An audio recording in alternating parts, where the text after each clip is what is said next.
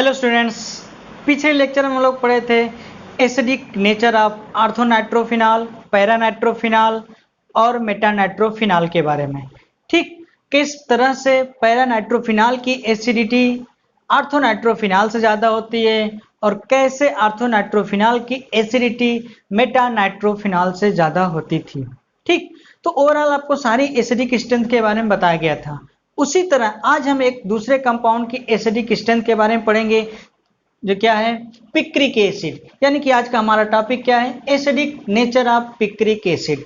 देखिए, picric acid से question आपके एग्जाम में आए हुए हैं। पिक्रिक एसिड होता क्या है, ये सब चीजें हम यहाँ बताएंगे। देखिए, होता क्या है कि 2,4,6 ट्राई नाइट्रोफिनॉल को ही पिक्रिक एसिड कहते हैं। बात समझ में आया कि, यानी कि देखिए, इसको लिखना नहीं है अभी हम सब लिखाएंगे और बताएंगे भी। यानी कि ये क्या होता था, फिनाल। फिनाल से क्या लगा है, बेंजीन रिंग। ठीक, double single double single double. तो ये पहली पोजीशन, ये सेकंड, ये थर्ड और ये फोर्थ, ये फिफ्थ और ये सिक्स। तो NO2 ग्रुप सेकंड और NO2 ग्रुप फोर्थ और NO2 ग्रुप सिक्स। यानी कि दूसरे पोजीशन पे, चौथे पोजीशन पे और छठे पोजीशन पे जब नाइट्रो ग्रुप फिनाल से लगा होता है तो उसी को क्या कहते हैं, पिक्रिक एसिड कहते हैं। यानी कि 2,4,6 trinitrophenol is known as picric acid. चलिए इसके बारे में थोड़ा कुछ स्टेटमेंट लिखते हैं, फिर क्या होता है ये सीखते हैं। एक चीज और जान जाइए कि इसकी एसिडिक स्ट्रेंथ, यानी कि पिक्रिक एसिड की acidic strength ortho nitrophenol, paranitrophenol, metanitrophenol से ज्यादा होती है। क्यों ज्यादा होती है? क्योंकि इसमें 3 NO2 ग्रुप लगे हैं, इलेक्ट्रॉन विथड्राविंग 3 ग्रुप लगे हैं, जो कि आर्थो पोजीशन पे और पैरा पोजीशन पे लगे। यानी कि ये इलेक्ट्रॉन बेंजीन रिंग से क्या करेंगे, खींचेंगे अपनी तरफ, जिससे क्या होगा, फिनॉल की एसिडिक स्ट्रेंथ बढ़ेगी। इतनी बात समझ में आया? तो ओवरऑल कह सकते हैं इसकी एसिडिक स्ट्रेंथ काफी ज्यादा होती है। ये एक स्ट्रांगर एसिड होता है। इसकी एसिडिक स्ट्रेंथ कार्बोक्सिलिक एसिड के एसिडिक स्ट्रेंथ से मिलती जुलती है। बात समझ में आया कि नहीं? यानी कि यह एसिड आसानी से साल्ट बेस से रिएक्ट करके साल्ट का फॉर्मेशन करता है। तो चलिए थोड़ा सा सीखते हैं क्या होता है ये। एक चीज और जान जाइए कि वहां हम आपको बताए थे कि आर्थो पैरा पोजीशन पे नाइट्रो ग्रुप लगा होता था। आर्थोनाइट्रोफिनॉल या पैरानाइट्रोफिनॉल से क्या होता था कि रिजोनेंस में पार्टिसिपेट करते थे। नाइट्रो ग्रुप रिजोनेंस में पार्टिसिपेट करता था, वहां आपको रिजोनेटिंग स्ट्रक्चर बना के बताया गया है, वहां जाके देख सकते हैं आप। उसी तरह तो यहाँ पर 3 NO2 ग्रुप लगे, वो भी आर्थो और पैरा पे, यानी कि ये भी रिजोनेटिंग स्ट्रक्चर पार्टिसिपेट करेगा। एक एक्स्ट्रा NO2 ग्रुप होने की वजह से इसमें एक रिजोनेटिंग स्ट्रक्चर ज्यादा बनेंगे। तो इसका जो एनायन होगा बेंजीन रिंग में, जो नेगेटिव चार्ज जो ज्यादा स्टेबलाइज होगा रेजोनेंस के कारण, तो इसकी एसिडिक स्ट्रेंथ और ज्यादा बढ़ जाती है। ठीक, तो यही सब होता है इसके एसिडिक स्ट्रेंथ के बढ़ाने का कारण, किसका, 2,4,6 ट्राई नाइट्रोफिनॉल यानी कि पिक्रिक एसिड के। चलिए कुछ स्टेटमेंट लिखते हैं और क्या कुछ होता है आपको बताते हैं। ठीक, तो पहले लिखिए पिक्रिक एसिड होता क्या है। हमने बताया था क्या, 2,4,6 ट्राई नाइट्रोफिनॉल को क्या कहते हैं, पिक्रिक एसिड। तो सबसे पहले आप स्टेटमेंट यही लिखिए। लिखिए इसमें 2,4,6 trinitrophenol is known as picric acid. 2,4,6 trinitrophenol is known as picric acid. 2,4,6 try nitrophenol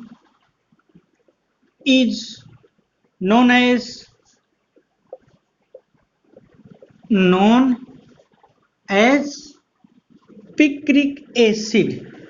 देखिए एक चीज और जानिए, 2,4,6 ट्राई नाइट्रोफिनॉल का फार्मूला क्या होता है आपको बता चुके हैं हम। तो फिर देखिए 2,4,6 trinitrophenol is known as picric acid. Picric acid generally कई बार पूछा गया है कि पिक्रिक एसिड में क्या कार्बोक्सिलिक ग्रुप होता है, सीधा सा आंसर है नहीं। इसमें NO2 ग्रुप होते हैं और OH ग्रुप होता है ना। Picric acid. तो इसका फार्मूला क्या होगा, OH, फिनाल जैसे होता है ना, फिनाल के सेकेंड पोजीशन पे NO2 रहेगा, फोर्थ पोजीशन से NO2 लगा रहेगा और 6 पोजीशन से नाइट्रो ग्रुप लगा रहेगा। इसी कहते हैं क्या, पिक्रिक एसिड। ठीक, तो 2,4,6 trinitrophenol is known as picric acid, इसको पिक्रिक एसिड कहते हैं। और अभी बताएं हम, यह इसकी एसिडिक स्ट्रेंथ जितनी एक स्ट्रॉन्गर एसिड होता है और कार्बोक्सिलिक एसिड के समान इसकी एसिडिक स्ट्रेंथ होती है। ठीक, तो चलिए अगला पॉइंट ये लिखेंगे आप, लिखिए इसमें, the picric acid is as stronger acid as carboxylic acid, इसको लिख लीजिए। The picric acid is picric acid is as stronger as stronger acid as carboxylic acid, as stronger acid as carboxylic acid. Carboxylic acid के समान ये भी एक stronger acid होता है। ठीक, अब देखो इसकी एसिडिटी कैसे प्रूफ होती थी, उतना एसिडिक है। जिस तरह से carboxylic acid sodium hydrogen carbonate या सोडियम बाइकार्बोनेट से रिएक्ट करके CO2 गैस निकालता है और साल्ट का फॉर्मेशन करता है, ठीक उसी तरह पिक्रिक एसिड भी सोडियम बाइकार्बोनेट से रिएक्ट करके पिक्रिक एसिड का साल्ट बनाता है। ठीक, पिक्रिक एसिड का सोडियम साल्ट और कार्बन डाइऑक्साइड गैस निकालता है। इससे यह सिद्ध होता था कि पिक्रिक एसिड एक स्ट्रॉन्गर एसिड है। ठीक, तो चलिए इसी का आगे कंटिन्यू कर लिए, इसमें लिखिए, इट रिएक्ट विथ, नया पॉइंट बना लीजिए, लिखिए, इट रिएक्ट्स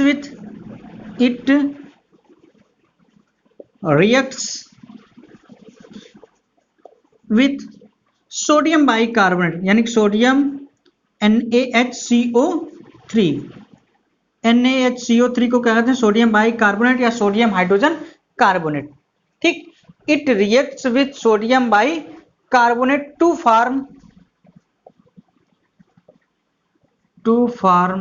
सोडियम साल्ट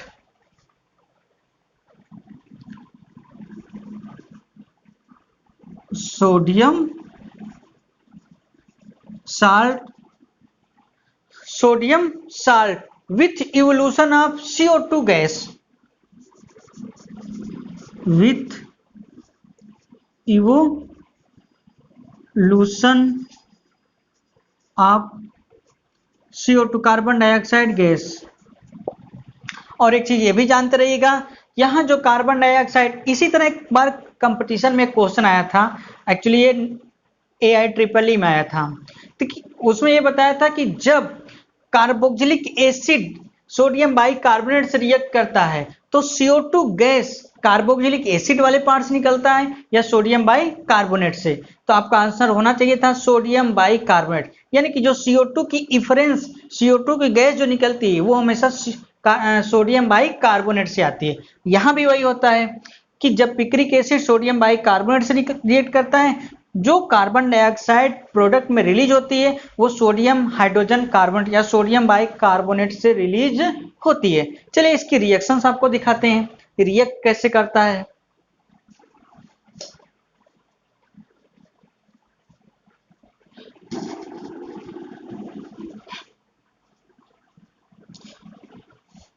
तो पिक्रिक एसिड में जानते रहेगा कार्बोक्सिलिक ग्रुप नहीं होता है ना, इसमें अल्कोहलिक ग्रुप होता है OH ना, या कह सकते हैं फिनोलिक ग्रुप होता है। तो ये क्या होता है, पिक्रिक एसिड OH, इससे लगा क्या है NO2 ग्रुप दूसरे चौथे पोजीशन पे और NO2, इससे क्या कहते हैं पिक्रिक एसिड, पिक्रिक एसिड। ठीक, इसी का एक नाम और होता है 2,4,6 ट्राइनाइट्रोफिनॉल, क्या कहते हैं ट्राइनाइट्रोफिनॉल कहते हैं। ठीक, देखिए जब ये सोडियम बाइकार्बोनेट से रिएक्ट करता है, NaHCO3 से रिएक्ट करता है सोडियम बाइकार्बोनेट से। अब एक चीज जानिए, यहाँ बेस की तरह रिएक्ट करता है सोडियम बाइकार्बोनेट। अब यहाँ पे जो हाइड्रोजन है, एक्टिव हाइड्रोजन, हम आपको बताए थे ट्रिपल बॉन्डेड कार्बन से जुड़ा हाइड्रोजन, ऑक्सीजन जुड़ा हाइड्रोजन, नाइट्रोजन जुड़ा हाइड्रोजन, सल्फर जुड़ा हाइड्रोजन, एक्टिव हाइड्रोजन होता है, यानी कि एसिडिक हाइड्रोजन होता है। और यहाँ तो फिनाल में 3 NO2 ग्रुप होने की वजह से एसिडिक स्ट्रेंथ काफी ज्यादा बढ़ जाती है। ठीक, काफी ज्यादा बढ़ जाती है, इसलिए क्या करता है, यह एक एसिड की तरह बिहेव करता है। ओवरऑल हाइड्रोजन यहाँ एसिडिक होता है, इसलिए सोडियम से रिएक्ट करके sodium salt of picric acid बनाता है या सोडियम पिक्रेट बना लेता है। ठीक, तो ओवरऑल कहने का मतलब ये है, हाइड्रोजन इससे रिएक्ट करेगा, ठीक, कार्बन डाइऑक्साइड यहाँ बन जाएगा और वाटर रिलीज हो जाएगा, और साथ ही साथ सोडियम साल्ट ऑफ पिक्रेट बन जाएगा। कैसे होता है ये देखिए, सोडियम साल्ट ऑफ पिक्रेट, और क्या बनेगा यहाँ पे, NO2, NO2। ठीक, इसे क्या कहेंगे, सोडियम पिक्रेट। इसको क्या कहेंगे, सोडियम पिक्रेट या sodium salt of picric acid. और साथ ही साथ हम बताए थे आपको कार्बन डाइऑक्साइड निकलती है। कार्बन डाइऑक्साइड कहाँ से निकलती है, यहाँ देखो CO2, इसमें 3 मॉलिक्यूल है ऑक्सीजन के, तो एक मॉलिक्यूल वहां वाटर्स बना लेगा, इससे एक हाइड्रोजन इससे वाटर, और 2 बचेंगे कार्बन ऑक्सीजन से, क्या बना जाएगा, चलो यहीं पे लिख देते हैं बाई प्रोडक्ट यहाँ पे। ठीक, बाई प्रोडक्ट यहाँ क्या क्या रिलीज होगा, CO2 रिलीज हो जाएगा और साथ ही साथ H2O। तो मेन प्रोडक्ट आपका ये, इसी से ये प्रूव होता था कि पिक्रिक एसिड एक स्ट्रांगर एसिड की तरह बिहेव करता है और इसकी एसिडिक स्ट्रेंथ कार्बोक्सिलिक एसिड के समान होती है। ठीक, तो ये था पिक्रिक एसिड के एसिडिक नेचर और उसके कुछ रिएक्शन और के। अब देखिए एक चीज और जानिए, पिक्रिक एसिड एक स्ट्रांगर एसिड की तरह बिहेव क्यों किया, क्योंकि इसके जो तीनों NO2 ग्रुप हैं, तीनों नाइट्रो ग्रुप हैं, ये रिजोनेंस में पार्टिसिपेट करते हैं और जिससे इसका रिजोनेटिंग स्ट्रक्चर बढ़ जाता है। रिजोनेंस का स्ट्रक्चर बढ़ने की वजह से इसकी स्टेबिलिटी बढ़ जाती है, जो फिनॉक्साइड आयन बनेगा, और इससे क्या होगा, प्रोटॉन का रिलीज आसान हो जाता है, यानी कि ओवरऑल इसकी एसिडिक स्ट्रेंथ बढ़ जाता है। तो आप कह सकते हैं, तो इसीलिए आपको बताया जाता है acidic strength is always directly proportional to -I effect which is attached on benzene ring of nitrophenol, या फिनाल से ऑर्थो पैरा पे जितने ज्यादा -I या -R इफेक्ट वाले ग्रुप जुड़े रहेंगे उसकी एसिडिक स्ट्रेंथ बढ़ेगी। तो क्यों बढ़ जाती है, क्योंकि ये रिजोनेंस में भी पार्टिसिपेट करता है और यहाँ पर 3 -R इफेक्ट या -I इफेक्ट वाले हैं, इसलिए इसकी एसिडिक स्ट्रेंथ काफी ज्यादा होती है। चलिए, तो कुछ स्टेटमेंट हैं इसके लिए, ये भी लिख लेते हैं। और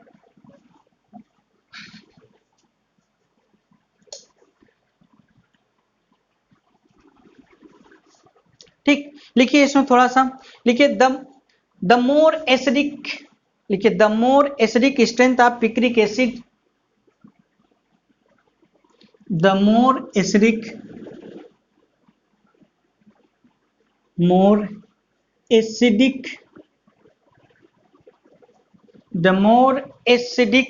strength of picric acid, acidic strength of picric acid,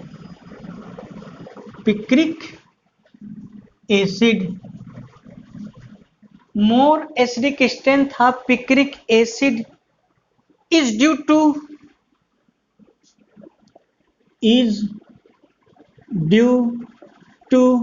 electron withdrawing group, electron withdrawing group। Electron withdrawing group कौन होते हैं, जो इलेक्ट्रॉन को बेंजीन रिंग से अपनी तरफ खींचते हैं, उसी को कहते हैं इलेक्ट्रॉन विथड्राविंग ग्रुप। और जब बेंजीन रिंग या फिनाल से इलेक्ट्रॉन विथड्राविंग ग्रुप जुड़े होते हैं तो उसका एसिडिक नेचर बढ़ता है। आपको वहां बताया गया था कि electron with driving group, ortho अगर पैरा पोजीशन से जुड़े हैं तो इलेक्ट्रॉन को अफेक्टिवली से खींच सकते हैं, पुल कर सकते हैं। अगर मेटा पोजीशन पे रहेगा तो उतना इफेक्टिवली नहीं कर सकते। वही प्लस आई भी मेटा पोजीशन पे प्रॉपरली वर्क नहीं करता है। तो कहने का ये मतलब था प्लस आई इफेक्ट हो या प्लस आर इफेक्ट हो, हमेशा आर्थो पैरा पोजीशन पे प्रॉपरली वर्क करता है। वहीं माइनस आई इफेक्ट हो, माइनस आर इफेक्ट हो, माइनस एम इफेक्ट हो या प्लस हो, मेटा पोजीशन पे प्रॉपरली वर्क नहीं करते। चाहे वो प्लस वाला इफेक्ट हो चाहे माइनस वाला इफेक्ट, मेटा पोजीशन पे प्रॉपरली वर्क नहीं करते हैं। ठीक, ये बात याद रखिएगा। क्यों होता है ये जब आप रेजोनेटिंग स्ट्रक्चर बनाया गया था वहां आपने देखा था जो बेंजीन रिंग पे निगेटिव चार्ज था हमेशा आर्थो से पैरा पे मूव करता था, फिर पैरा से आर्थो पे, तो वहां कहीं भी मेटा पोजीशन पे चार्ज का मूवमेंट हुआ ही नहीं था, चार्ज मेटा पोजीशन पे गया ही नहीं था, इसलिए प्रॉपरली वर्क नहीं करता है। ठीक, चलिए कुछ और चीजें लिख लेते हैं। यानी क्या लिखा है, the more acidic strength of picric acid due two electron with driving group effect of 3NO2 group, electron with driving group effects of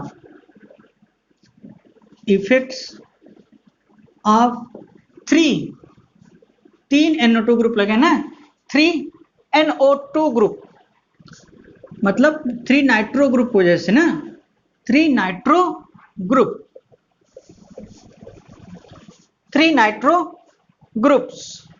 as well as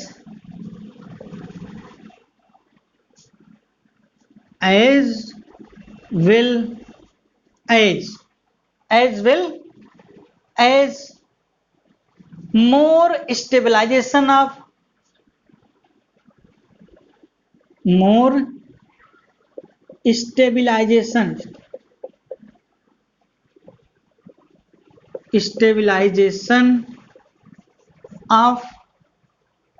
anion by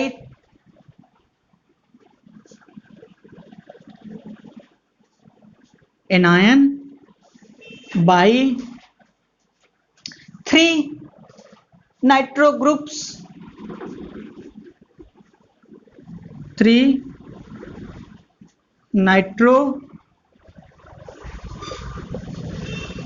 groups, present over ortho para position, groups present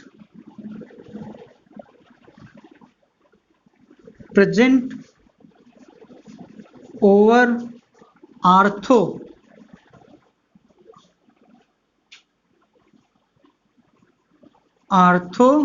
को ओ से denote किया जाता है, ortho and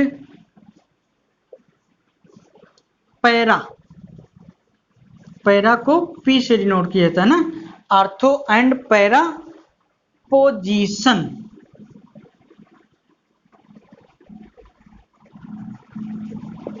ortho and para position, देखिए यहां बताया क्या गया है, लिखा हमने क्या बताया कि पिक्रिक एसिड यानी कि 2,4,6 ट्राइनाइट्रोफिनॉल ज्यादा एसिडिक होता है।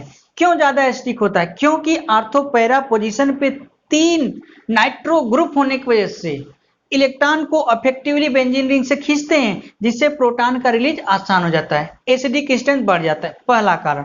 दूसरा कारण यह होता है कि रिजोनेंस स्टेबलाइजेशन में भी नाइट्रो ग्रुप पार्टिसिपेट करते हैं, तो एक्स्ट्रा रिजोनेटिंग स्ट्रक्चर बन जाता है आर्थोनाइट्रोफिनॉल के कंपैरिजन में, या फिनॉल के कंपैरिजन में 3 नए स्ट्रक्चर बन जाते हैं रिजोनेटिंग, क्योंकि 3 नाइट्रो ग्रुप रिजोनेटिंग में पार्टिसिपेट करते हैं, इसलिए इसका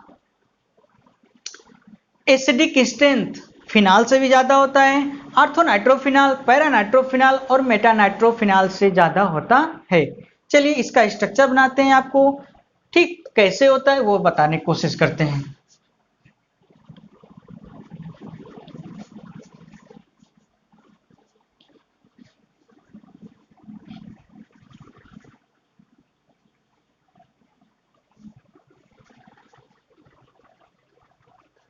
जैसे देखिए हमने क्या बताया, ये पिक्रिक एसिड के नाइट्रो ग्रुप भी पार्टिसिपेट करते हैं किसमें बनाने में, रिजोनेटिंग स्ट्रक्चर में। कैसे करते हैं थोड़ा यहां देखिए, है ना। जैसे देखिए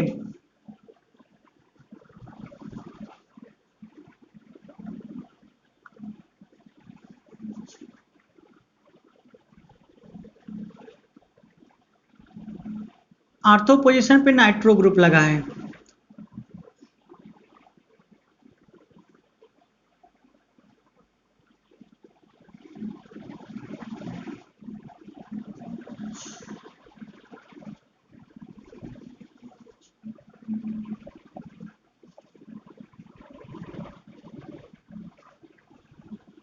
ठीक। जब कोऑर्डिनेट बांड हटाते हैं तो यहाँ पॉजिटिव नेगेटिव लगाते हैं, ठीक। पिछले लेक्चर में आपको बताए थे, यही बताए थे, जब सेकेंड पीरियड के दोनों एलिमेंट हो उसके बीच कोऑर्डिनेट बांड हो तो एक्सेप्टर एलिमेंट तो पहली बार कोऑर्डिनेटेड बांड हटा देते हैं। कोऑर्डिनेट बांड होता क्या, जैसे कोई एटम ये है तो ये इलेक्ट्रॉन देगा तो इसके तरफ ना, तो इसका मतलब ये था हेड टू टेल, ये टेल था ये हेड, इसका ये था कि दो इलेक्ट्रॉन इसने इसको दिया है, इसी को कहते थे कोऑर्डिनेट बांड, कोऑर्डिनेट बांड, जिसे आपने केमिकल बांडिंग में पढ़ा होगा, ठीक। तो जब कोऑर्डिनेट बांड को हटाते हैं तो उसके बीच में कोवेलेंट बांड लगाते हैं, जो इलेक्ट्रॉन को डोनेट करता है उस पर पॉजिटिव चार्ज और जो इलेक्ट्रॉन को एक्सेप्ट करता है उस पर निगेटिव चार्ज लगाते थे, ठीक। तो इसके बीच ये बेंजीनिक था, डबल सिंगल ये बांड था। इतनी बात समझ में आ रहा है कि नहीं? देखिए इस पे ऑक्सीजन पे दो लोन पे इलेक्ट्रॉन होता है। अब ये बताइए रेजोनेंस पाया जा रहा है कि नहीं यहाँ पे?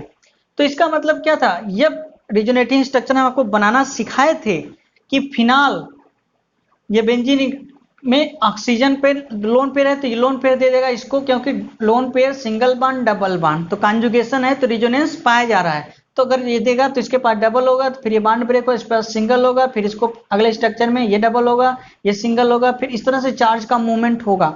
तो जब चार्ज देखो, चार्ज हमेशा आर्थो पे रहेंगे और पैरा मूव आए, तो आर्थो पे यहाँ पे चार्ज आएगा, पैरा पे यहाँ, फिर यहाँ, यही तो 1 2 3 पोजीशन पे चार्ज मूव करता था। देखो पहले कहाँ से आएगा, इस पे पॉजिटिव होगा जब इलेक्ट्रॉन आएगा तो ये बांड ब्रेक हो, इस पे निगेटिव होगा, ठीक। अगले रिजोनेटिंग स्ट्रक्चर में इस पे निगेटिव इस पे आएगा, फिर इस पे होगा। कैसे होता है हम बना के दिखाते हैं आपको, चलिए देखें कैसे होता है ना। तो ये रिजोनेटिंग स्ट्रक्चर करता है, फिनाल के कंपैरिजन में 3 नए एक्स्ट्रा रिजोनेटिंग स्ट्रक्चर बने, क्योंकि यहाँ कॉन्जुगेशन पाया जाएगा तो स्टेबिलिटी भी बढ़ती है, स्टेबिलिटी बढ़ने की वजह से इसकी एसिडिक स्ट्रेंथ भी बढ़ती है। चलिए देखते हैं कैसे बढ़ती है, थोड़ा कॉम्प्लिकेटेड जरूर हो जाएगा, ज्यादातर लोग इससे बताते नहीं है। फिर देखो क्या होगा, ये लोन पेयर इलेक्ट्रॉन अगर इसको है तो ये इसके बीच में डबल बांड होगा कि नहीं, जब इसके बीच में डबल बांड होगा तो ये कार्बन पेंटावेलेंट होगा तो ये अनस्टेबल होगा, तो उसी समय ये बांड को ब्रेक करेगा अपने आप को स्टेबिलिटी गेन करने के लिए, तो इस पे कौन सा चार्ज आएगा, निगेटिव, इस ऑक्सीजन पे कौन सा चार्ज आएगा, पॉजिटिव, ठीक। अब हम देखो दो नाइट्रो ग्रुप अभी हम क्या करेंगे, कंडेंस्ड फॉर्म में रखेंगे, उसे ओपन नहीं करेंगे, ठीक। चलिए देखिए तो क्या लगा था यहाँ पे OH, ठीक। इसके और ऑक्सीजन कार्बन के बीच में कौन सा चार्ज आ गया, डबल बॉन्ड हो गया, ऑक्सीजन पे कौन सा चार्ज, पॉजिटिव चार्ज, है ना। इस कार्बन से कौन सा चार्ज आया, निगेटिव चार्ज, और इसी से क्या लगा है, नाइट्रो ग्रुप लगे हैं, है ना। इस कार्बन पे निगेटिव चार्ज इस सेंटर पे, और इसी पे क्या लगा है, नाइट्रो ग्रुप लगा है। नाइट्रो ग्रुप में एक डबल बॉन्डेड है और ऑक्सीजन सिंगल बॉन्ड है, ऑक्सीजन पे निगेटिव चार्ज, इस नाइट्रोजन पे पॉजिटिव चार्ज है। बात को समझ गए, देखिए, है ना। और फिर देखिए, फिर यहां डबल बॉन्ड पहले से और यहां डबल ना, तो इस पोजीशन पे एक नाइट्रो ग्रुप लगा है, अभी इसी तरह रख देते हैं, और इस पोजीशन पे भी नाइट्रो ग्रुप लगे हैं, ठीक। तो देखो स्ट्रक्चर को सिंप्लीफाइड करने के हम इसको कंडेंस फॉर्म में लिख दिए हैं, इसी के स्ट्रक्चर को ना। तो देखो अब यहाँ negative charge, single bond, double bond, resonance पाया जा रहा है कि नहीं, इसके बीच में जब रिजोनेंस पाए और इधर भी रिजोनेंस है तो हम इसके रिजोनेंस को यहाँ लिख देते हैं और रिंग वाले के यहाँ, तो एक्स्ट्रा जो रिजोनेटिंग स्ट्रक्चर बनेंगे, कैसे बनेंगे, इधर देखिए, तो ये क्या करेगा, जो इस कार्बन पे निगेटिव चार्ज है फिर इसको दे देगा, इसके बीच डबल बॉन्ड हो जाएगा। अब नाइट्रोजन जो होता है कि 5 पेंटावेलेंट होगा नहीं, तो आसानी से बॉन्ड को ब्रेक करके इधर हो जाएगा, तो इस पे कौन सा चार्ज आएगा, निगेटिव, और इसके बीच। अब देखो अगर नहीं समझ में आता है तो एक तरीका और भी है समझाने का, इसको समझने का। जैसे इस कार्बन पे निगेटिव चार्ज था कि नहीं था ना। अब जब निगेटिव था, निगेटिव पॉजिटिव आपस में नाइट्रोजन कार्बन के बीच में डबल बॉन्ड बना लेंगे, तो ये अगले स्टेप में क्या होगा, ये डबल बॉन्ड हो जाएगा। ठीक, अब नाइट्रोजन ज्यादा 5 बॉन्ड जनरली बनाता नहीं जनरल कंडीशन में, तो क्या करेगा, बॉन्डों को ब्रेक करेगा। ये चार्ज इसके वजह से खत्म हो गए थे, पॉजिटिव निगेटिव डबल बॉन्ड। अब नाइट्रोजन कोई चार्ज नहीं, जब ये टूटेगा फिर पॉजिटिव चार्ज नाइट्रोजन पे आएगा और ये ऑक्सीजन पे निगेटिव चार्ज है। तो हम इसका रिजोनेटिंग स्ट्रक्चर यही बनाते हैं ना। तो अगला इसका रिजोनेटिंग स्ट्रक्चर होगा जो इस नाइट्रो ग्रुप के कारण क्या बन जाएगा, ये देखिए OH double bond, ortho position पे नाइट्रो ग्रुप लगा है यहाँ, और यहाँ पैरा पोजीशन पर भी लगा है। ठीक, यहाँ पे नाइट्रो ग्रुप लगा था, इस ऑक्सीजन पे निगेटिव चार्ज हो जाएगा इसके वजह से, और इस पे ऑक्सीजन पे पॉजिटिव चार्ज कार्बन पे, क्योंकि यहाँ से इलेक्ट्रॉन डोनेट हुआ, और यहाँ पे ऑक्सीजन पे ऑलरेडी पहले से निगेटिव चार्ज था। तो एक रिजोनेटिंग स्ट्रक्चर नाइट्रो ग्रुप के कारण बन गया। इसी तरह तीनों के कारण अलग अलग रिजोनेटिंग स्ट्रक्चर बनेंगे कि नहीं, और आगे बेंजीन भी अपना रिजोनेटिंग स्ट्रक्चर बनाएगा। जैसे बेंजीन वाला देखो आगे, तो देखो यहाँ पर negative charge, single bond, double bond conjugation में है कि नहीं, थोड़ा सा कॉम्प्लिकेटेड हो रहा है ना, थोड़ा सा लेंदी प्रोसेस है। जो स्टेटमेंट लिखा है उसी को एक्सप्लेन करना है। तो देखो single negative charge, single bond, double bond, चीजें बहुत आसान है। जैसे रिजोनेटिंग स्ट्रक्चर आपको बनाना सिखाए थे उसी तरह करते जाइए, रिजोनेटिंग स्ट्रक्चर बन जाएगा। तो क्या देखो, तो इसका मतलब ये निगेटिव चार्ज, जो कार्बन पे जो निगेटिव चार्ज है ये क्या करेगा, अपना लोन पे इसको दे देगा, तो यहाँ डबल बॉन्ड हो जाएगा। उसी समय ये बॉन्ड ब्रेक हो गए तो निगेटिव चार्ज यहाँ आ गया कि नहीं, मेटा पोजीशन पे चार्ज नहीं गया, देखो आर्थो से फिर पैरा पा गया। तो अगला स्ट्रक्चर क्या बन जाएगा, ये ऑक्सीजन पे पॉजिटिव चार्ज, यहाँ पे क्या हो गया, यहाँ पे क्या है, कार्बन के बीच में डबल बॉन्ड, इस आर्थो पे नाइट्रो ग्रुप लगा है ये वाला, और इस पैरा पे क्या लगा है, ये नाइट्रो ग्रुप लगा है। बात समझिए। अब इसके बीच में क्या हो गया, डबल बॉन्ड, और यहाँ पहले से नाइट्रो ग्रुप लगे हैं। अब इसका स्ट्रक्चर हम बना चुके रिजोनेटिंग, इसलिए इसे कंडेंस फॉर्म में रख दिया। ठीक, नाइट्रो ग्रुप। अब देखो यहाँ डबल बॉन्ड हुआ, यहाँ सिंगल बॉन्ड हुआ, और ये इलेक्ट्रॉन को एक्सेप्ट किया कार्बन, इस पे कौन सा चार्ज है, निगेटिव। ठीक, निगेटिव चार्ज इसके कारण। अब यहाँ सिंगल बॉन्ड डबल बॉन्ड यहाँ पहले से था, यही स्ट्रक्चर बनेगा कि नहीं। अब देखिए अगर इसको हम ओपन फॉर्म में लिख दें, क्योंकि अभी हमें इसका रेजोनेंस आपको दिखाना है, ये नाइट्रो ग्रुप इसी तरह है ना, ये वाला स्ट्रक्चर।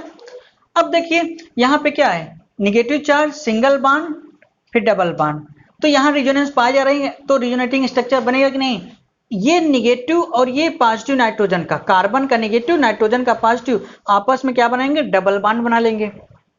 बात समझ में आया कि नहीं, ये डबल बॉन्ड बना लेंगे, तो नाइट्रोजन कार्बन के बीच में डबल बॉन्ड हो जाएगा, और नाइट्रोजन 5 बॉन्ड बनाता नहीं जनरली, तो ऑक्सीजन बॉन्ड को ब्रेक करेगा, तो इस पे निगेटिव चार्ज और फिर नाइट्रोजन पे पॉजिटिव चार्ज। अब आप यहाँ पूछ सकते थे नाइट्रोजन पे 2 चार्ज पॉजिटिव क्यों नहीं है, क्यों नहीं है, क्योंकि नाइट्रोजन पॉजिटिव कार्बन नेगेटिव आपस में डबल बॉन्ड बना लिए, तो यहाँ चार्ज खत्म हो गया था नाइट्रोजन का। तो जब ये ऑक्सीजन का बॉन्ड ब्रेक होगा तो ऑक्सीजन पे निगेटिव 1 यूनिट और नाइट्रोजन पे 1 यूनिट पॉजिटिव चार्ज तब आता है। इतनी बात समझ में आ रही है। तो चलिए अब जितनी चीजें हम आपको बताएं उसी से रिजोनेटिंग स्ट्रक्चर इसका ड्रा करते हैं। कैसे, ये देखिए ऑर्गेनिक केमिस्ट्री में आपको रिजोनेटिंग स्ट्रक्चर बनाना आना चाहिए। कैसे होता है हम सारा चीज सिखा चुके हैं, अब आपको प्रैक्टिस करिए, प्रैक्टिस के लिए है आपका।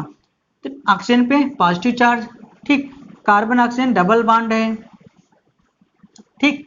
अब देखिए यहाँ पे नाइट्रो ग्रुप लगा है, यहाँ पे भी नाइट्रो ग्रुप लगे हैं, बात समझिए। और यहाँ पे डबल बॉन्ड था, सिंगल बॉन्ड था, सिंगल, और यहाँ डबल बॉन्ड है ना। तो देखो इस चार्ज की वजह से यहाँ पर कौन सा चार्ज होगा, डबल बॉन्ड हो जाएगा, और ये बॉन्ड ब्रेक होगा उसी समय ना, तो इस पे कौन सा चार्ज आएगा, निगेटिव, इस पे पॉजिटिव। तो देखो इस निगेटिव इस पॉजिटिव के कारण यहाँ कार्बन नाइट्रोजन के बीच कौन सा डबल बॉन्ड हो जाएगा कि नहीं। अब ये ऑक्सीजन हेटेरोलिटिक फ्यूजन किया तो इलेक्ट्रॉनों को एक्सेप्ट किया, तो इस ऑक्सीजन के कारण इस पे कौन सा चार्ज आएगा, निगेटिव, और इस नाइट्रोजन पे पॉजिटिव। और वहीं ऑक्सीजन से कौन जुड़ा है? नाइट्रोजन से ऑक्सीजन, और उस ऑक्सीजन पे पहले से नेगेटिव चार्ज था। इतनी बातें आपको समझ आया कि नहीं? ठीक, तो देखो नाइट्रो ग्रुप के कारण एक रिजोनेटिंग स्ट्रक्चर बना है, दूसरा। इतनी बात समझ में आया कि नहीं? अब चलिए अब देखते हैं। अब हम इस रिंग के कारण बनाते हैं। देखो यहां negative charge single bond double bond, negative charge single bond double bond, यहां रिजोनेंस पाया जा रहा है कि नहीं? तो इसका मतलब बेंजीन रिंग में भी यहां पर रिजोनेंस होगा। ठीक, तो अगला रिजोनेटिंग स्ट्रक्चर हम थोड़ा इधर बनाएंगे, है ना, समझने के लिए आपको हम इधर की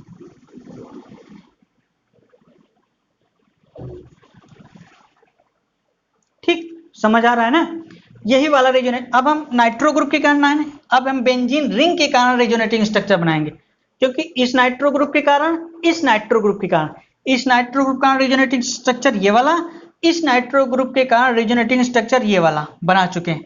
अब हम इस बेंजीन रिंग के कारण बनाएंगे, फिर अगला रेजोनेटिंग नाइट्रो ग्रुप के कारण बनाएंगे। ठीक, तो देखो इसके कारण बनाते हैं तो निगेटिव चार्ज शिफ्ट कहां पे होगा? निगेटिव चार्ज जो ये वाला निगेटिव चार्ज है इस कार्बन को जाएगा, उसी साइमल्टेनियसली ये बॉन्ड ब्रेक होगा। क्यों होगा? आप जानते हैं कार्बन टेट्रावैलेंट होता है, पेंटावैलेंट नहीं होता है। स्टेबिलिटी गेन करें तो इस पर निगेटिव चार्ज आ जाएगा।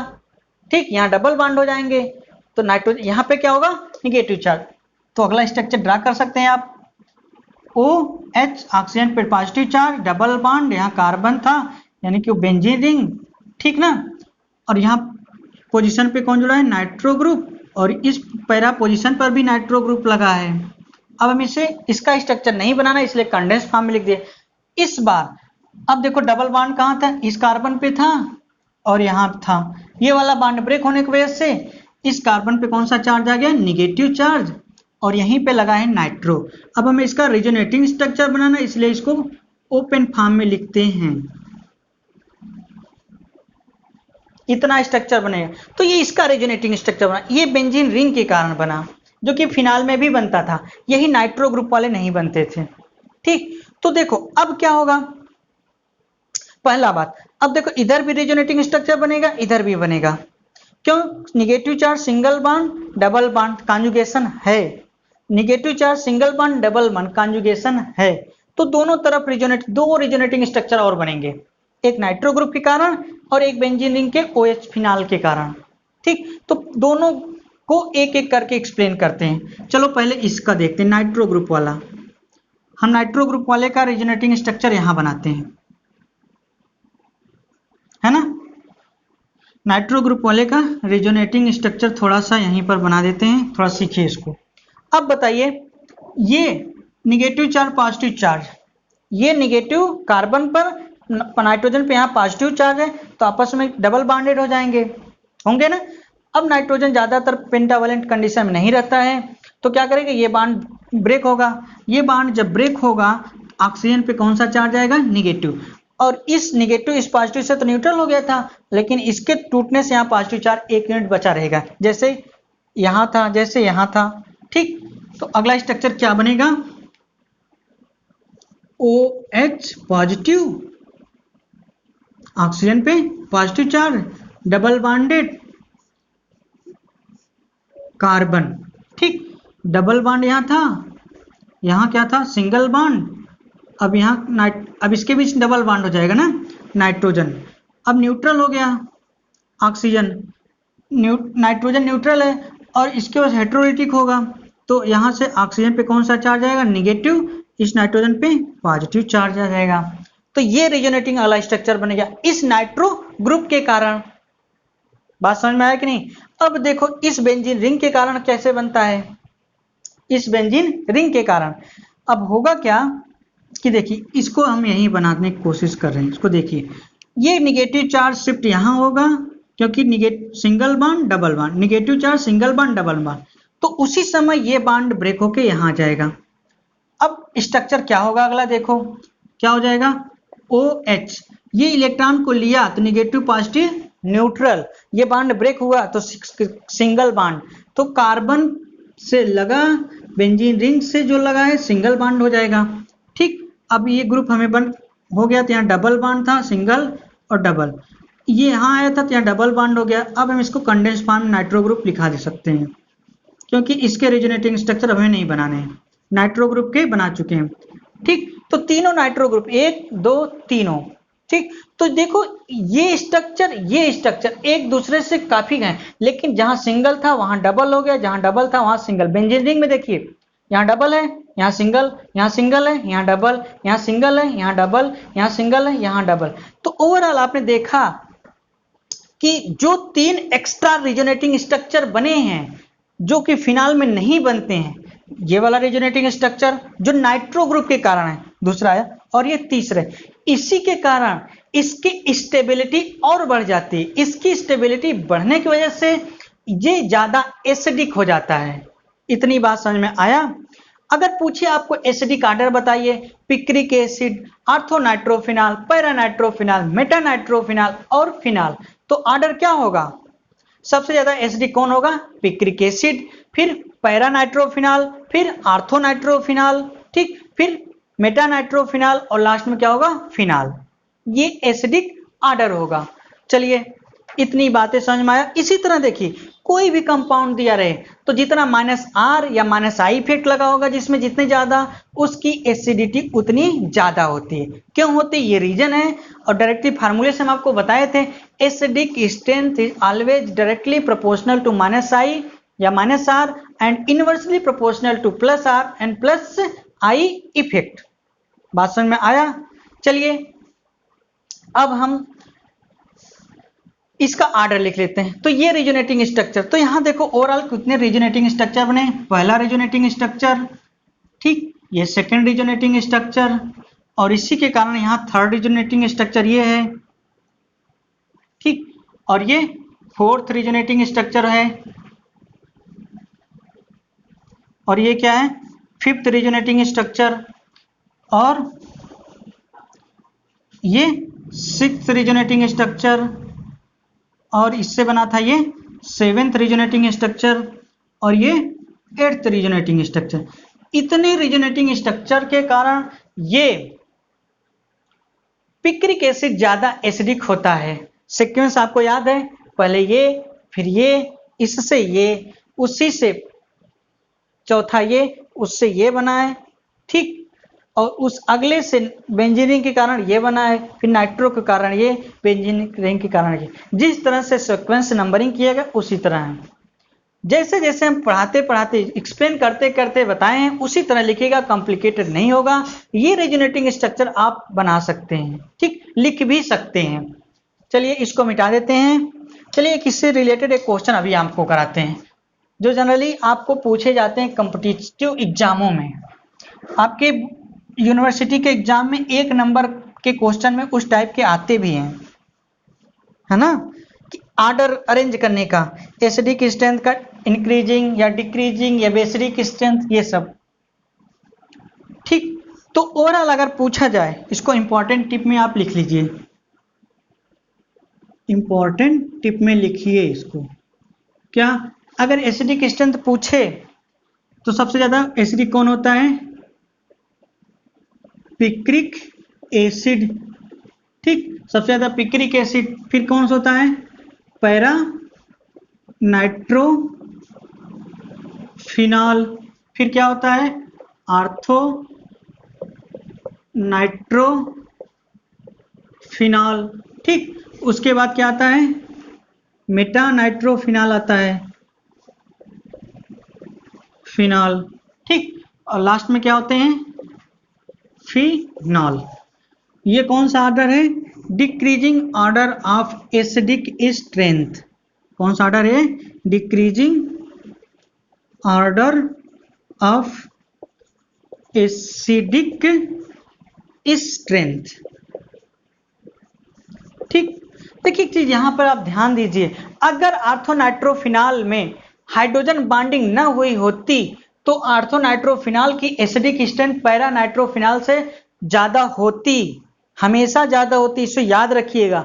लेकिन आर्थोनाइट्रोफिनॉल में इंट्रामॉलिक्यूलर हाइड्रोजन बॉन्डिंग हो जाने के कारण पैरानाइट्रोफिनॉल की एसिडिक स्ट्रेंथ ज्यादा होती है।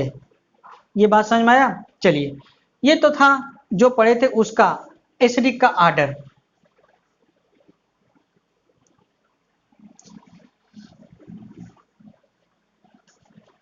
चलिए एक क्वेश्चन लिखिए आप, इसी से रिलेटेड ना एक क्वेश्चन कराते हैं। क्वेश्चन लिखिए, इसको लिखिए, arrange in decreasing order of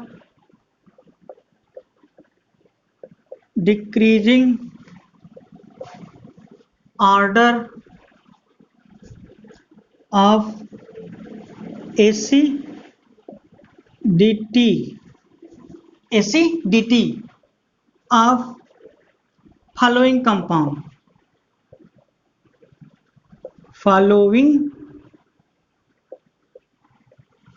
compound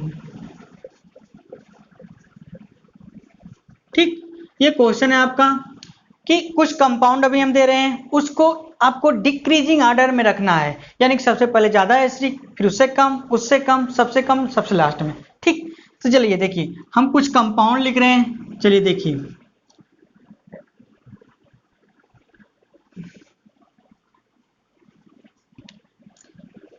पहला कंपाउंड आपका ये है फिनाल, दूसरा कंपाउंड आपका ये है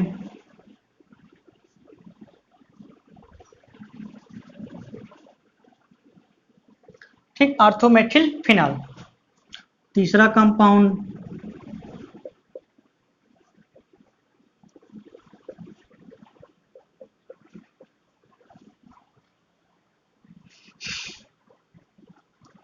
चौथा कंपाउंड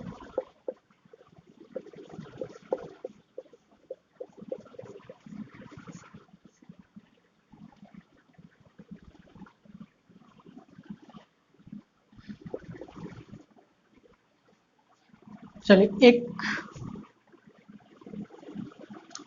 पांचवा कंपाउंड भी लिख सकते हैं आप।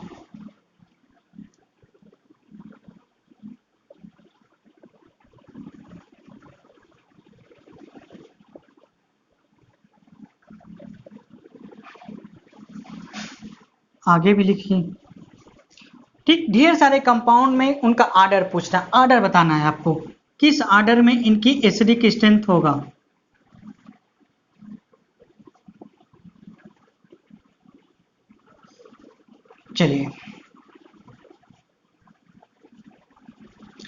चलिए देखिए, जैसे बहुत से एग्जाम्पल इस तरह से बनाए जा सकते हैं या होते हैं। तो देखिए, तो इसका आंसर आपको बनाना है, सॉल्यूशन बनाइए सबसे पहले। देखिए, एक चीज आपको याद रखना है हमेशा, acidic strength is always directly proportional to -I या -R effect and inversely proportional to +R and +I effect. ठीक, मतलब जिसमें जितना -I इफेक्ट होगा वो ज्यादा उतना इलेक्ट्रॉन विथ मतलब एसिडिक नेचर ज्यादा करेगा। कहने का मतलब अगर इलेक्ट्रॉन विथ ड्राइविंग ग्रुप ज्यादा रहेंगे तो उसकी एसिडिक स्ट्रेंथ सबसे ज्यादा होगी। चलो देखो, OH है, आपको तो पता है फिनाल OH +R इफेक्ट वाला है, इलेक्ट्रॉन देता था, बेंजीन रिजोनेटिंग स्ट्रक्चर बनाए थे आप। यहाँ पर एक मेथिल ग्रुप है, ठीक, एक मेथिल ग्रुप, ये भी मेथिल ग्रुप भी इलेक्ट्रॉन डोनेटिंग का काम करते हैं, +I effect inductive effect show करता है। NO2 ग्रुप है, मेटा पोजिशन पर लगा है, ठीक, लेकिन मेटा पोजिशन पे -R इफेक्ट का इफेक्ट शो नहीं होगा, लेकिन -I इफेक्ट का हल्का सा इफेक्ट दिखेगा। इतना बात समझ में आया? कहने का मतलब -R इफेक्ट यहाँ काम नहीं कर पाएगा मेटा पोजिशन पे, लेकिन -I इफेक्ट हल्का सा मतलब थोड़ा सा काम करेगा। चलो, तो इसका मतलब फिनाल से ज्यादा एसिडिक ये होगा, है ना। अब देखो यहाँ पे एक I इफेक्ट है +I पे, लेकिन इससे डिस्टेंस काफी ज्यादा है, तो ओवरऑल कह सकते हैं इसकी एसिडिक स्ट्रेंथ इससे ज्यादा होगी, है ना।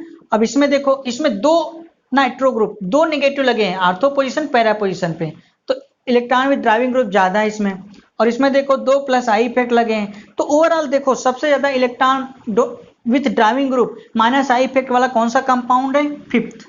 इसका मतलब पांचवें का एसिडिक स्ट्रेंथ सबसे ज्यादा होगा। इतनी बात समझ में आया कि नहीं? अब देखो -I या -R वाला कौन सा है, ये देखो, यहां पर देखो, यहां पे -R इफेक्ट काम ज्यादा कर रहा है, -R इफेक्ट ज्यादा काम कर रहा है, लेकिन हल्का सा +I है, plus I effect distance dependent होता है। आप फर्स्ट ईयर में पढ़े होंगे कि प्लस आई इफेक्ट 3 कार्बन उससे ज्यादा पे जाते हैं, इसका इफेक्ट कम होने लगता है ना, डिस्टेंस डिपेंडेंट। तो ओवरऑल माइनस आई या माइनस आई इफेक्ट या माइनस आर इफेक्ट इसके कारण बहुत ज्यादा होगा और प्लस आई इफेक्ट थोड़ा सा कम होगा। तो अगला एसिडिक कार्ड है, इसका कौन होगा? फोर्थ। ठीक, फोर्थ। और उसके बाद देखो माइनस आई वाले कौन कौन से हैं? ये प्लस है, ये भी प्लस है, तो ये बचा। तो कौन है फिर? थर्ड वाला। उसका इफेक्ट एसिडिक स्टेट कौन आएगा? थर्ड। क्यों थर्ड आए? क्योंकि इसमें कम से कम माइनस आर नहीं लगा, तो माइनस आई तो लग रहा है। ठीक, माइनस आई के कारण। अब देखिए आपका कंपाउंड 3 बचे, ये। अब देखो यहां पर इसमें 3 प्लस आई इफेक्ट है, इसमें 1 प्लस आई इफेक्ट है, इसमें कोई नहीं।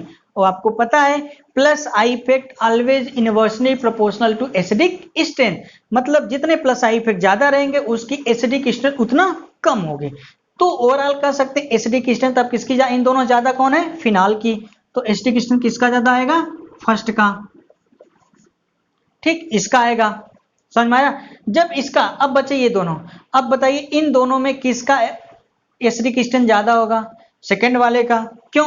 क्योंकि इसमें 1 प्लस आई इफेक्ट है और इसमें 3 प्लस आई इफेक्ट है, और जानते हैं प्लस आई इनवर्सली प्रोपोर्शनल है एसिडिक स्ट्रेंथ के। तो सेकेंड और लास्ट में 6। ये आर्डर हो गया एसिडिक स्ट्रेंथ का। ये कौन सा आर्डर हो गया? Decreasing order of acidic strength. Acidic strength. अब इस तरह से आप किसी का भी एसिडिक स्ट्रेंथ निकाल सकते हैं, फिनॉल ही नहीं, ऑर्गेनिक केमिस्ट्री में किसी भी कंपाउंड का। ठीक, तो ये था एक क्वेश्चन और एसिडिक स्ट्रेंथ से। अब चलिए देखिए यहाँ पे एसिडिटी ऑफ फिनॉल्स कंप्लीट होता है। चलिए कुछ रिएक्शन करते हैं एसिडिक स्ट्रेंथ से रिलेटेड। कुछ रिएक्शन जैसे कि अगर इसमें एसिडिक स्ट्रेंथ है तो इसका मतलब ये किसी ऐसे कंपाउंडों से रिएक्ट करेगा जिसमें से H प्लस निकालने वाले से रिएक्ट होगा। और आप वो भी जानते हैं कि हाइड्रोजन ऑक्सीजन से जुड़ा है तो एक्टिव हाइड्रोजन है ना।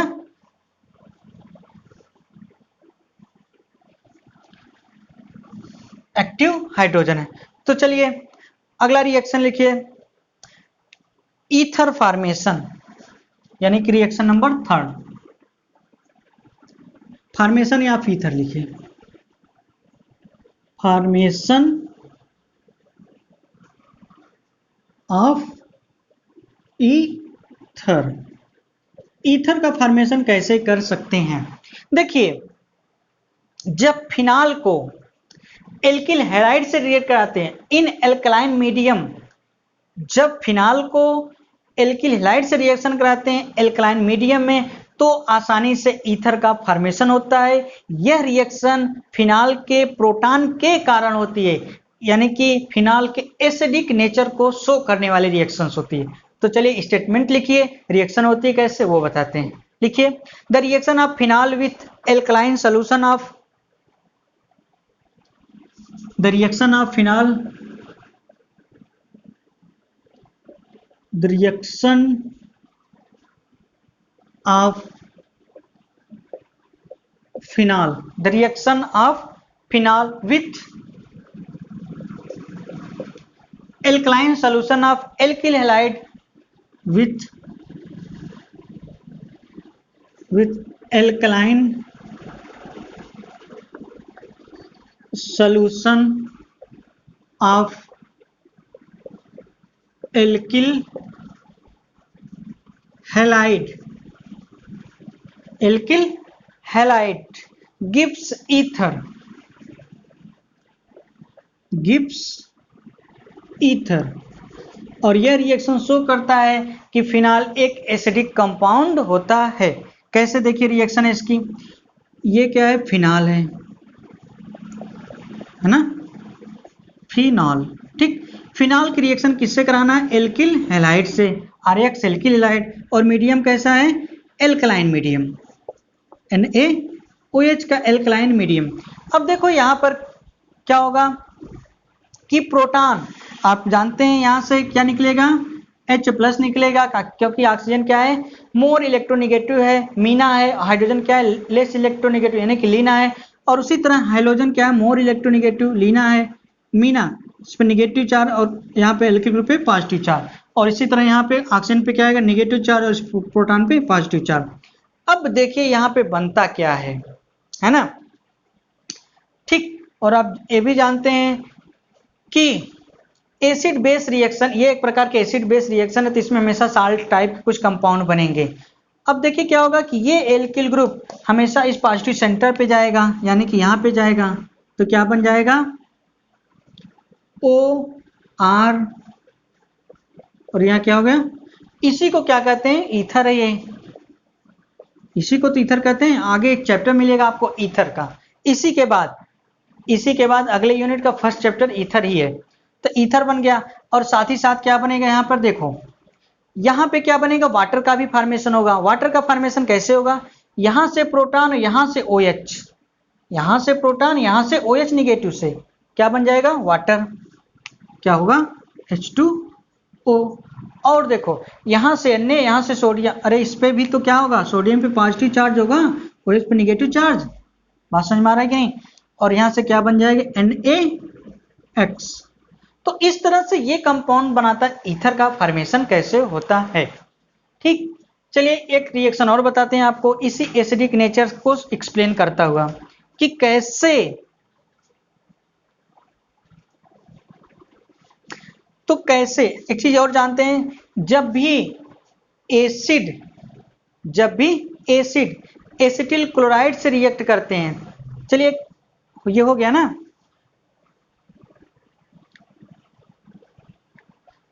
चलिए एक अगला रिएक्शन आता है एस्टर फॉर्मेशन या esterification.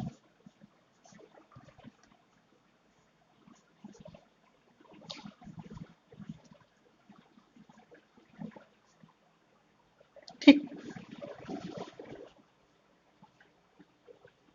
Reaction fourth, formation of ester, formation of ester, इससे कहते हैं एस्टरिफिकेशन, यानी कि यहां पर एस्टर बन रहा होगा ना, इसी के एक नाम दिया जाता है एस्टरिफिकेशन। एस्टर का फॉर्मेशन कैसे होता है,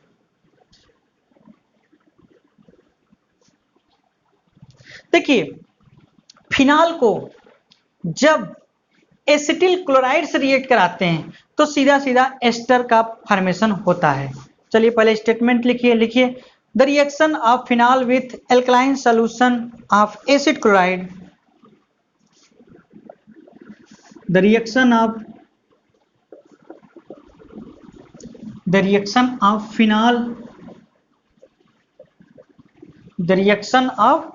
phenol with alkaline solution,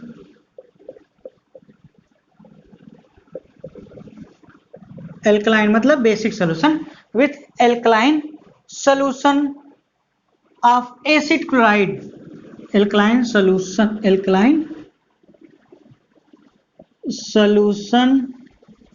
of acid chloride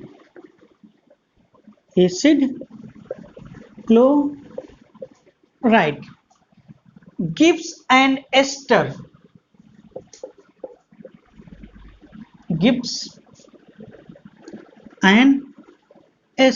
ester का फॉर्मेशन होता है। और आप जानते हैं एस्टर में क्या हो सकता है, यही तो फंक्शनल ग्रुप होते हैं एस्टर के, आर की जगह पेल्किल ग्रुप या एरिल ग्रुप हो सकते हैं, ठीक। चलिए देखिए रिएक्शन कैसे होता है। फॉर एग्जांपल जैसे ये क्या है फिनाल, डबल सिंगल, इसे क्या कहते हैं फिनाल, ठीक। फिनाल की रिएक्शन एसिड क्लोराइड, जैसे ROCl, इसी को क्या कहते हैं एसिड क्लोराइड, यहाँ एलिफेटिक एसिड क्लोराइड है क्योंकि एल्किल ग्रुप है। अगर एरिल ग्रुप होता तो एरोमेटिक होता है ना, एसिड क्लोराइड। अब होगा क्या कि एसिड क्लोराइड में आप जानते हैं फिर बांडों की ब्रेकिंग क्या होगा, ऑक्सीजन पे निगेटिव चार्ज, क्योंकि ऑक्सीजन क्या है मीना है, मोर इलेक्ट्रोनेगेटिव, और हाइड्रोजन पे पॉजिटिव चार्ज क्योंकि हाइड्रोजन क्या है लीना, लेस इलेक्ट्रोनेगेटिव। उसी तरह एसिड क्लोराइड में बांड क्लोरीन है, यहाँ कार्बन। तो देखो यहाँ पर बांड की ब्रेकिंग कैसे होगी, क्लोरीन मोर इलेक्ट्रोनिगेटिव है, यानी कि क्लोरीन क्या है, मीना है, और कार्बन क्या है, लीना, यानी कि लेस इलेक्ट्रोनिगेटिव। तो यहां से देखो HCl निकल आएगा और ये ग्रुप जाके एसिटिल ग्रुप जाके वहां पर ऐड हो जाएगा। ठीक, तो क्या बन जाएगा देखो, और मीडियम कैसा था, एल्कलाइन, NaOH से रिलेटेड मीडियम था ना सोल्यूशन। तो क्या बन जाएगा देखो, ऑक्सीजन, ऑक्सीजन से क्या जुड़ा था यहाँ पर, बेंजीन रिंग, और इससे क्या लगेगा, कार्बन डबल बॉन्डेड, यहाँ एल्किल ग्रुप लग, ये वाला। तो ये एस्टर का फॉर्मेशन हो गई ROO, बेंजीन रिंग ना, यही एक इसके जगह पे फिनाइल ग्रुप लग गया है, तो एस्टर का फॉर्मेशन हो गया। कोई भी एस्टर यहां से बना सकते हैं, वो डिपेंड करेगा एल्किल ग्रुप या फिनाइल ग्रुप पर, है ना। जैसे जैसे एल्किल ग्रुप बदलते जाएंगे दूसरा एस्टर का फॉर्मेशन होता जाएगा।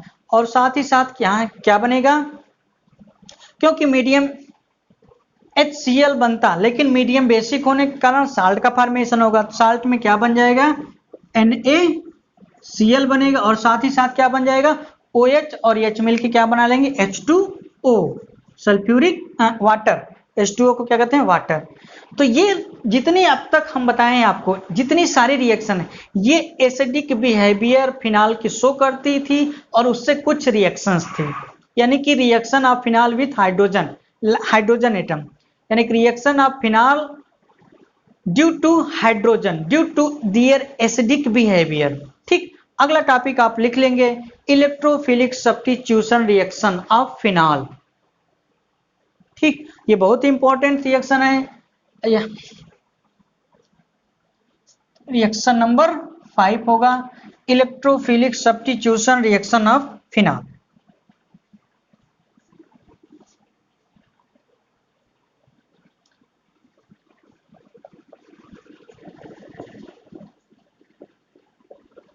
Electrophilic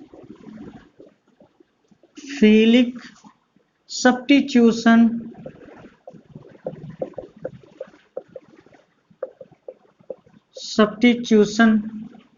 reaction of reactions of phenol. अब हम फिनाल के इलेक्ट्रोफिलिक सब्स्टिट्यूशन की रिएक्शन को पढ़ेंगे। ठीक, इलेक्ट्रोफाइलिक, देखो एक चीज समझ में आ गया होगा, इस रिएक्शन में इलेक्ट्रोफाइल जनरेट होंगे, इलेक्ट्रोफाइल अटैक करेंगे, किस तरह करेंगे इसको हम अगले लेक्चर में पढ़ेंगे। इससे रिलेटेड रिएक्शन क्या होता है, जैसे क्लोरीनेशन, ब्रोमिनेशन, सल्फोनेशन। ठीक, ये रिएक्शन होती है ड्यू टू बेंजीन रिंग के कारण, क्योंकि आप जानते हैं बेंजीन इलेक्ट्रोफिलिक सब्स्टिट्यूशन रिएक्शन देता है, एडिशन रिएक्शन नहीं देते हैं ये। ठीक, क्यों नहीं देते हैं, अब हम अगले लेक्चर जब पढ़ेंगे तो वहां आपको एक्सप्लेन करेंगे। ओके, थैंक यू, बस आज यहीं तक रखते हैं। ठीक, अगले लेक्चर में इसके आगे कंटिन्यू किया जाएगा। Okay, thank you.